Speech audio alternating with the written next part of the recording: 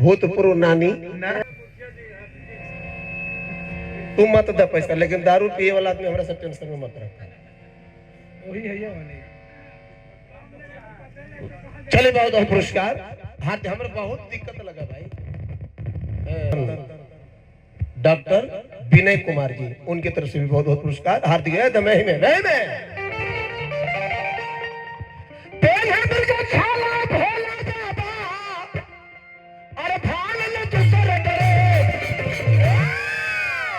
महेश जी हो,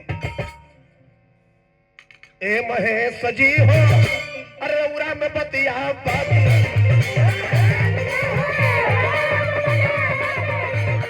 महेश जी हो, रउरा में बतिया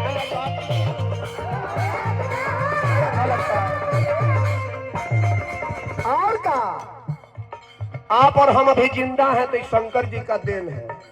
डॉक्टर साहब, समुद्र के मथन भाई 14 गो रत्न निकला, उसमें अमृत भी निकला और जहर भी निकला। हलाहल अमृत सब कोई पाए, लेकिन जब जहर पिए के बारी आई तो न, तब शंकर जी को याद किया गया, कल हम ही बाकी ही सब पियल अमृत बाबा जहर के घोटाली। हमार बात साफ साफ आवाज जाता है कि नहीं उधर? सब है पियल अमृत बाबा जहर के घोटाली।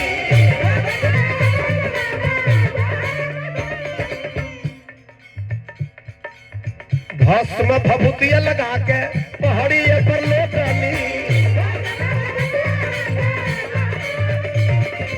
भस्म रे भभूतिया लगा के पहाड़ी पर लोटानी।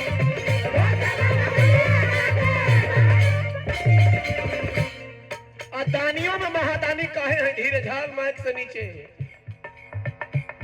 माता पार्वती के जीत करने के चलते सोना के लंका को निर्माण विश्वकर्मा से शंकर जी करवाए और उसमें पुरोहित मंगाए किनको? रावण के पिता श्री विश्वेश्वरवा मुनि को।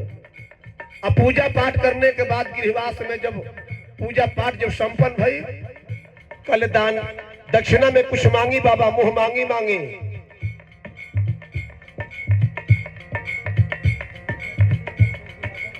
हसनपुर से मुख्य अतिथि अशोक भैया की तरफ से, अशोक यादव जी की तरफ से बहुत बहुत पुरस्कार, हार्दिक स्वागत, अभिनंदन। रख देन भाई, काहे बोलते हो? अपने खातिर आइल बा, बैठा बैठ जा उठा। कल शंकर जी कहनी पूजा संपन्न भई, दक्षिणा मांगी, तभी से सर्वा मुनि कहले कि आज तक ऐसा ब्राह्मण है हम जो किसी से आगे हम कुछ मांगे नहीं है। तो शंकर जी कहले आप ऐसा है कि आप मांगे नहीं है, हम ऐसा है कि बिना खाली हाथ किसी को लौटाए नहीं है। बड़ा जिद के बात विश्वेश्वरवा मुनि जी कहले जे हम जौन मांगे के बाबा दे तब कहले हमारे नाम अवघड़ है, अवघड़ दानी। मांगला में देरी बा, देला में देरी। कहले तो ठीक बा, सतर्क हो जाई, हम मांगो तनी। कहले मांगो। कहले है जौन सोना के लंका भवन बनवले बानी, जेकर गृहवास करवले बानी, ये लंका हमरा के दे दी। कहले यो मस्त ले जा, दे दी। धीरे धीरे मत, बाया हाथ वाला काम एकदम धीरे। नहीं खसा का सलवा कलंका, नहीं खसा का सलवा कलंका, बादल ले लंके।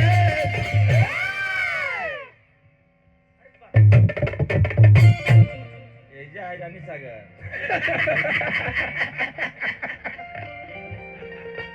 नहीं खसा का सलवा कलंका, अरे बादल ले लंके। ए महेश जी हो, भागो अरे उरा में बतिया बाबी।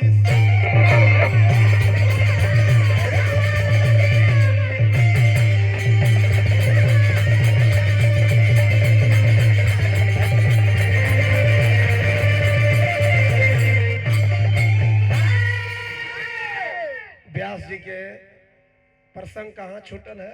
रिफाइंड भोजन, वेरीफाई सब। शंकर जी अंग्रेजी बुझल थी का तक में? चल ठीक है, अंग्रेजियो बोलल जाए ओकरा फिर जे अंग्रेजी बूझी। अनत एगो किसान हर जोते वाला अपन बेटा के पढ़ाने के लिए भेज दिए पर चल गया अमेरिका। ना अब बाबूजी पढ़ल लिखल है ना अलती डॉक्टर साहब। और लड़कवा जब अले ने अमेरिका से तक 4-5 गो साथी लेके, हाय डैड, हेलो डैड, तो बूढ़ो लगे हमारे बेटा बेसी पढ़ गए। जब भोर होले तक गुड मॉर्निंग डैड, अले फुल पैसा माटी हो गेल। ई कोची बोली तब कुछ बुझेबे न करे। संझिया जब होले तक good evening dad, dad dad, अले बेटा सुन, एस डैड, अले ई सब के है रे? ई 4 गो 5 गो कले it is my friend. And band सुनते सुनते बुढ़वा का माइंड गरम हो गया। अरे के है ये? कहाँ के है रे? तो इंग्लैंड के, ये स्विट्जरलैंड के, आई रे नागालैंड के, आई थाईलैंड के, ये कहाँ के हो? हाईलैंड के। लैंड लैंड करते पूरे विस्फोट कर गया। बुढ़ा कहना ये सब क्या करो लैंड के है? तू बता, तू हमारे लैंड के है कि ना? बता भाई,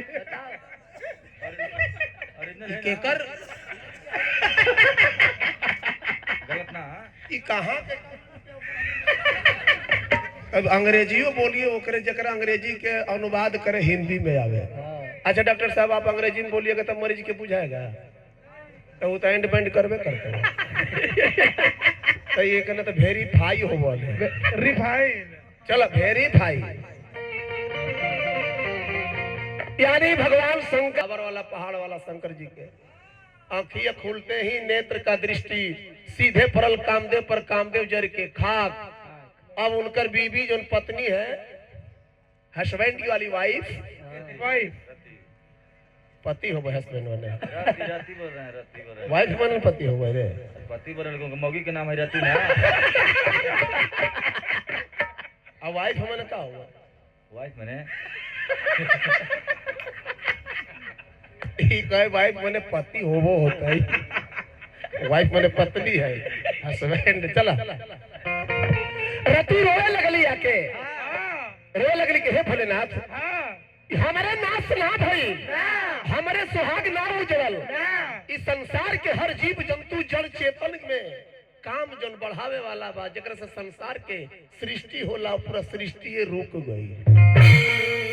शंकर जी कहले बतिया का खोल के कहो ना, तो गण लोग कहले कि बाबा जिकर के जरौले बानी करे मेहरारू, मेहरारू ही वेरीफाई मेहरारू है। गड़बड़ा गई, हम अंग्रेजी बोलते ना। चल तब तरती जब रोए लगली तो शंकर जी कहले कि जा तार पति के नाम आज से अनंग हुई। अनंग जिसका अंग प्रदर्शित नहीं हो, दिखाई ना पड़े, तारा मर्द के तारा पति के नाम अनंग होई। अब बिना शरीर के ही सबके शरीर में उस समा के रही है। समय से अपन काम बढ़ते रही। कल मिलन कब होई? तो वह शंकर जी बतौले कि आगे बढ़ा दे ग्रेड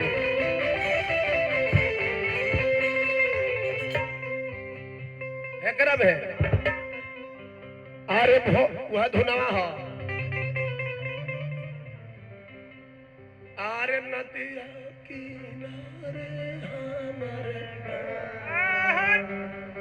हे कान्हा होते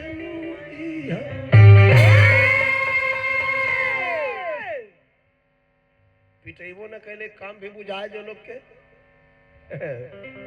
अरे भोला बापति हलनी बारा दनवा ओ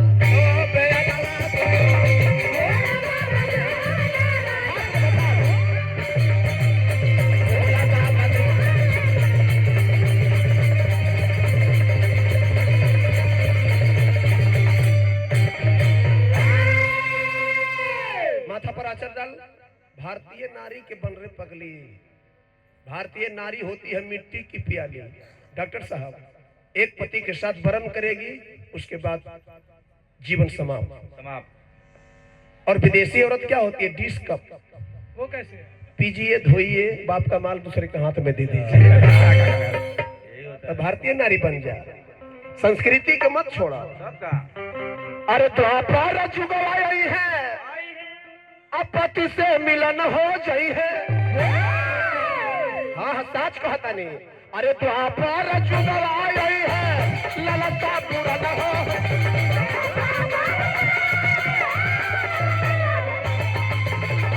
द्वापर जुग आई है ललता पूरा न हो।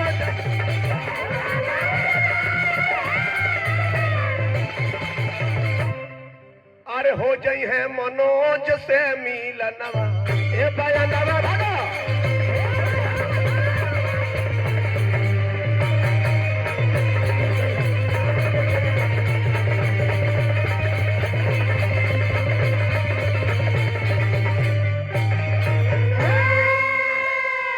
ई जे छूटले हल से जे हम बैठ के पिए ना कोनो पानी छूबे के पानी पिए के ना है।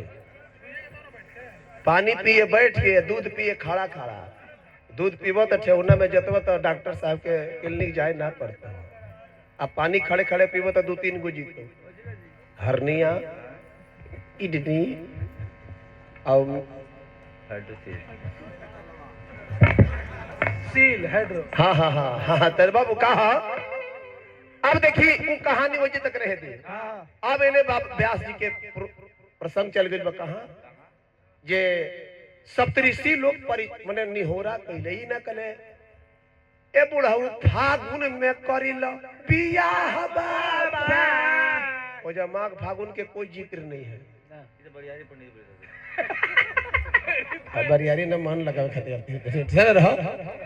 सब जाके नारद जी प्रेरित कैले कि शंकर के बुढ़ऊ भले ही क्रोध में बढ़े लेकिन ध्यान भंग हो गई बा। यही मौका के फायदा से निहोरा कर विनती कर चिरौरी कर। अंग्रेजी में कुछ कहा है रिक्वेस्ट। ठीक बेटा तो एकदम इंग्लैंड के ही 100 रुपया बढ़ गया। इंग्लैंड का है हम भी। कितना लोग कहते हैं कि झारखंड के है ये बिहार के है। अच्छा ये बताइए झारखंड कहाँ इंग्लैंड में है डॉक्टर साहब? स्विट्जरलैंड में है नागालैंड में है।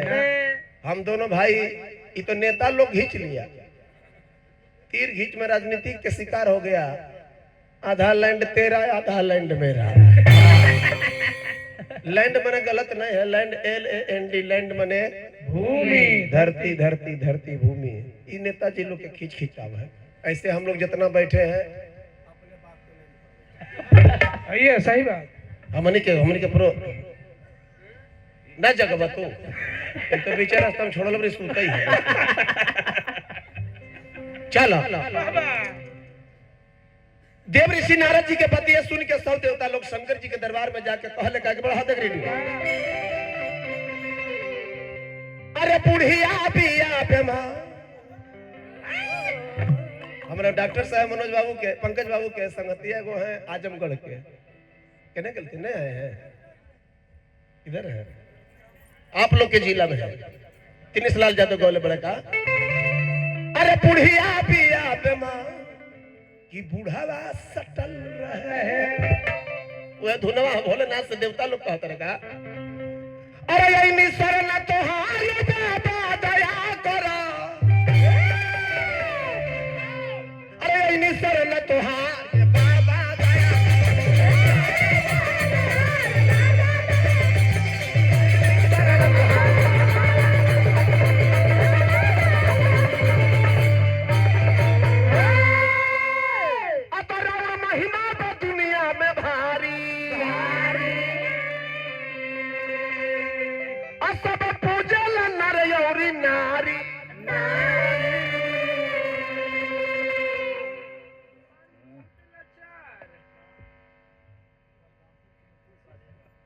आप चुपचाप कुर्सी पर बैठिए। डांसर उतरने वाले नहीं है मालिक। सुनिए ना शोभा यहाँ का है वहाँ का नहीं। एक आदमी अनेकों को अच्छा लग रहा है कि नहीं सरकार?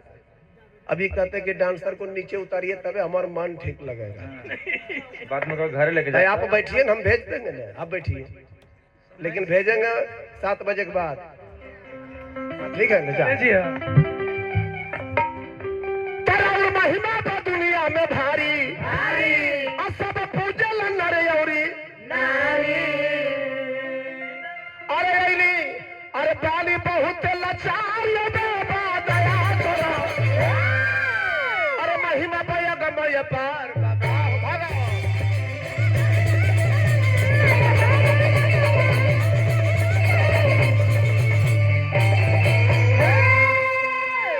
देवता लोग पर ध्यान दे के आँख खोल के शंकर जी कल आखिर इतना जमात लेके हल्ला गुल्ला कहले बने का काम बा देवता लोग ही बताई।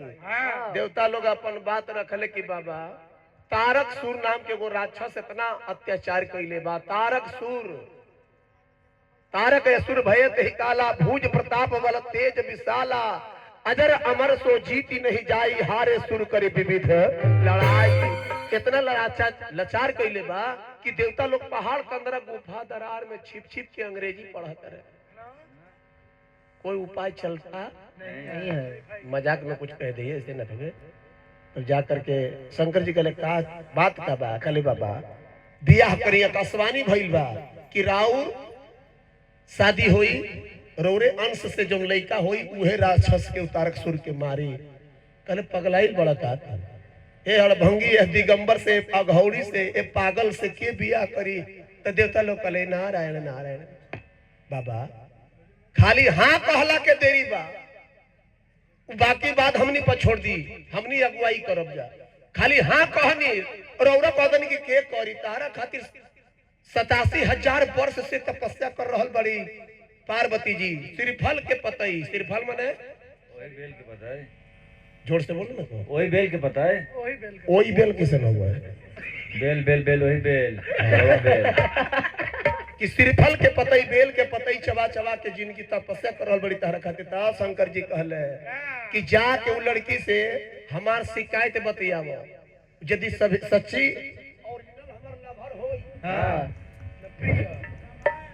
यदि ओरिजिनल हमार प्रेमिका होई तो हमार शिकायत कैला पर खिसी आ जाई आ यदि डुप्लीकेट होई तो तहार बात मान जाई। कहले ठीक बा उहे सब ऋषि लोग गइले आ देखा रोटी सब्जी लोग गइले कहा हो वो जाके देवता लोग सब ऋषि लोग जाके बताओ तारे के पूछिया ए बाबूनी हाय केकरा खातिर तपस्या करता रो हाय केकरा खातिर इतना कठिन तपस्या इस श्रीफल के पतई चबाता रो।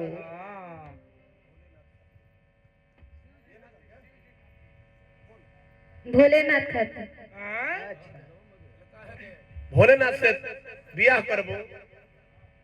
हाँ तो लकीर ठीक हो तोर तो दिमाग नहीं खाता हर काम करते रे बुची कवन तरह उनका में विशेषता बा कहत ब्रह्मा से करवा दी विष्णु से करवा दी और देवता लोग के नाम धर उ पागल अघौड़ी बौराहा सनकिया सनपड़ा की कपारी गंजेड़ी गंजेड़ा सब कुछ हो भंगेड़ी हो कवन की तरह अच्छा लागल है हम बियाह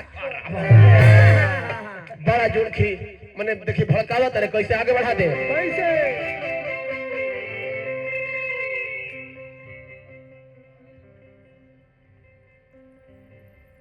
सुरेंद्र अरे ना सवे में चूर का तो गर्दन गला में माला रखे के चाहिए तो गला में माला हो रखले करिया ना माला ना ओकरा अच्छा लगा हुआ शादी करे चल रहे रहता देखबे कैसे लगता तसला बाल्टी से फोड़ दो अरे गला में माला हो शोभे करिया ना भुजंगा के ओह जंगली लखावा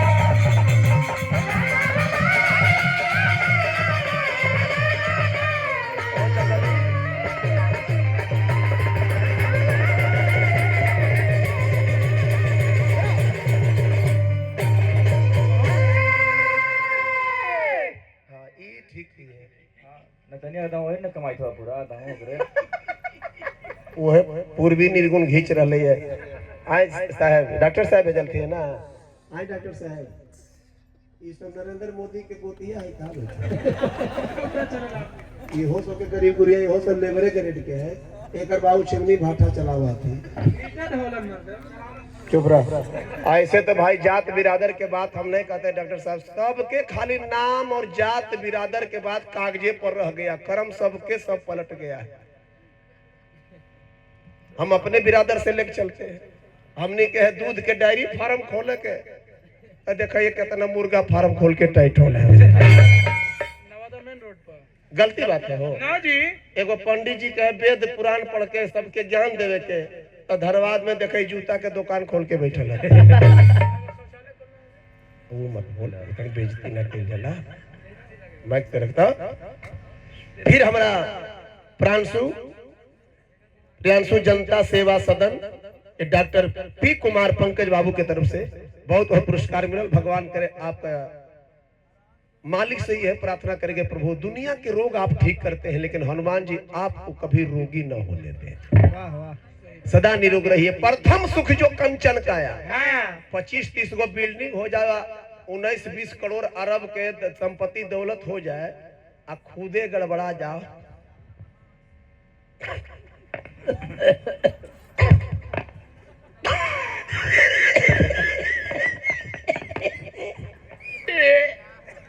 कोई कर्म के धनवा इतने भैया ना जोर से बोलिए आगा कोई काम ना जी। इसीलिए विद्वान लोग कहा कि प्रथम सुख जो कंचन काया जैसन हमार पूंजी अभी दिखाई पड़ रहा है पंकज बाबू ये पूंजी है इस शरीर वैसने पूंजी हम कम से कम जब तक हम जिंदा रहे तब तक हमारी आंख से ऐसने पूंजी लौकते रहना चाहिए। Health is verify. कहीं कहीं अंग्रेजियों काम कर रहे कितना तो लुधियाना पंजाब में मर्द ड्यूटी करती ना। ए भाई तो हिंदी ना जाना लेकिन एक दिन के अंग्रेजी जरूर जानता है। कौन दिन मौगी फोन कर रहे यहाँ से अपने मगज से हेलो तो वो तो हाँ आ गलो ड्यूटी से अभी तुरते हाथे गोड़ धोली का बात हो तो छुट्टी उटी ना मिला है क्या बोले एक दिन मिला है और ड्यूटी कहना मिला है। देखिए सोमवार की ड्यूटी मंगर की ड्यूटी बुध की ड्यूटी बीफे की ड्यूटी शुक्र की ड्यूटी शनिचर की ड्यूटी एक के दिन छुट्टी मिला हो संडे की। 6 गो हिंदी में बोलता ओकरे अंग्रेजी में बोला। बहुत बहुत पुरस्कार हार्दिक स्वागत अभिनंदन बा। घोड़ा दौड़ा बाबू। और देखी दूसरे का साधु जी कहला तू नहीं खा जाना तू पगला के बारे में हम जानते हैं उतने ना है इतना है कितना अरे तू तो बारू नहीं लवेली बरवा बाटे बूढ़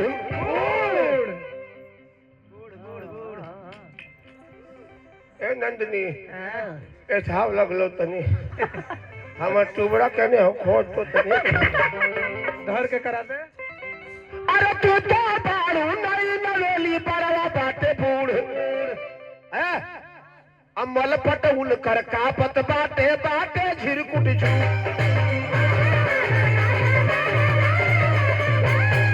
अमल पटउल कर कापत बाटे बाटे झिरकुट झू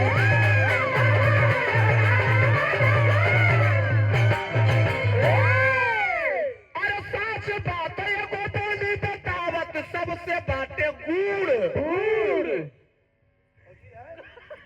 गुड़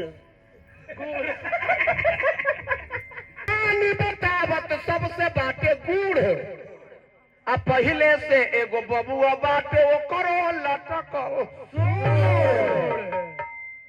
हेलो छोड़ रे नेहा ओकरे ले शादी करल चाहे एगो बेटा भी है ओकरो लटकल रह बड़का को अब पहले से मारो कुदर पेट में दौड़ा दो अरे पहले से एगो बबुआ बाटे उनको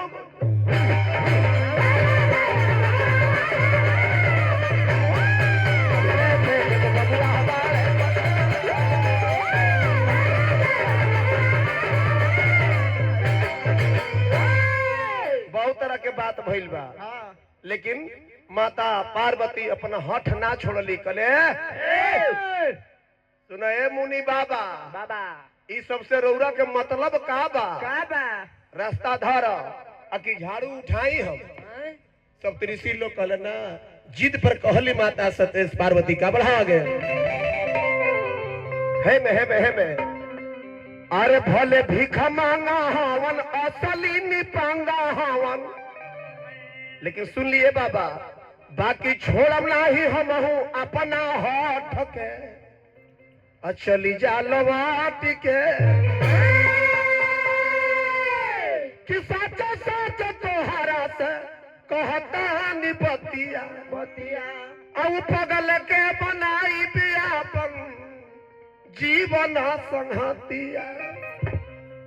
साधु जी लोग कहले तो भूखे मरना पड़ेगा, दुखे सहना पड़ेगा। तो माता पार्वती कहली कि भले हम भूखे मरब आ दुनिया में दुखे करब, बाकी उनकर सेवा करब चरण में लपट जाए। हट जा नजर से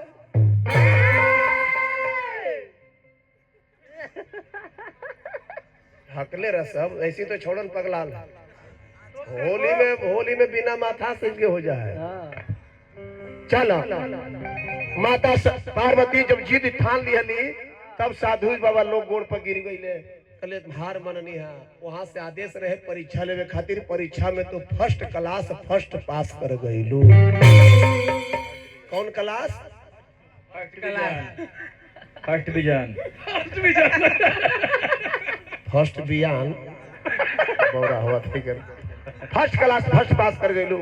जा वह नारद जी अइले हा लगन पत्रिका लिखावल गई और शंकर जी के ओर पहुंचावल गई। ऐने राजा हिमाचल के बोला के नारायण नारायण नारायण नारायण हे राजन तारा मन के अरमान पूरे जा रहल बा। बबुनी के जंगल से जल्दी लेके ऐने शिव जी के बारात सजे लागल। कैसे हो आगे बढ़ाए के? अरे शिव जी के गोड़ लोग साजले बरती।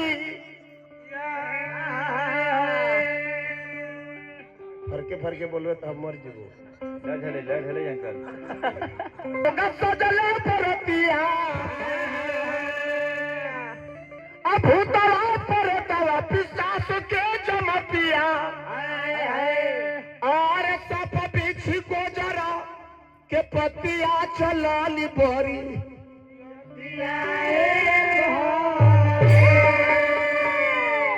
हमने के गुरुजी पहले गाते थे सांप बिछी गोजान के पति चला ला बोली यदिया हे हरि। एकरा में गइबे तो 40 मिनट एक के गुम साफ हो जी। ऐसे फास्ट भागो। अरे सांप बिछी गोजान के पति चला ला बोली।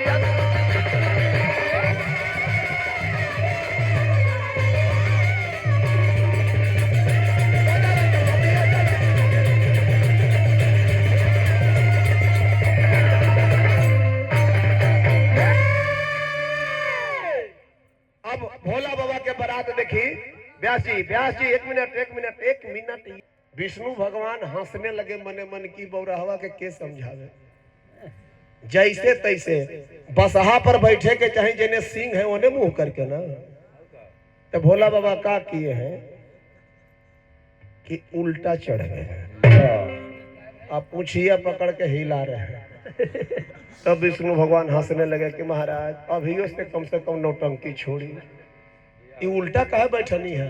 तो शंकर भगवान कहते हैं सुनी लोग देवता लोग जेकरा बेइज्जती बुझात होके वो आगे चल जाओ ना तो पीछे से आवे। हमार दल भूत प्रेत पिशाच निशाचर जे इहे लोग चली। कल ओकरा से मतलब नहीं खे। हम ये कहते कि उल्टा कहे बैठल बनी।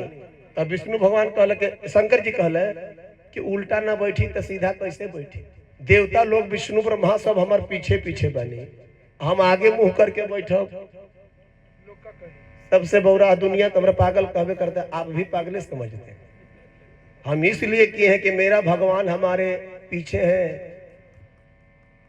तो हमारा लिए उल्टे आज हमारा खातिर सीधे है। हम ऐसे ही चलो जरा बेइज्जती होके वो आगे चल जाओ। विष्णु भगवान निकल गए आ देखा इनका जो जमतिया लोग कैसन चलल। बाबा आगे बढ़ा दा। आरे चलली आहे चलली बाबा भोला के बरतिया। तब सुरतिया देखी के सबसे ज्यादा बारात देखे में केकर मन रहता है? मर्द के की औरत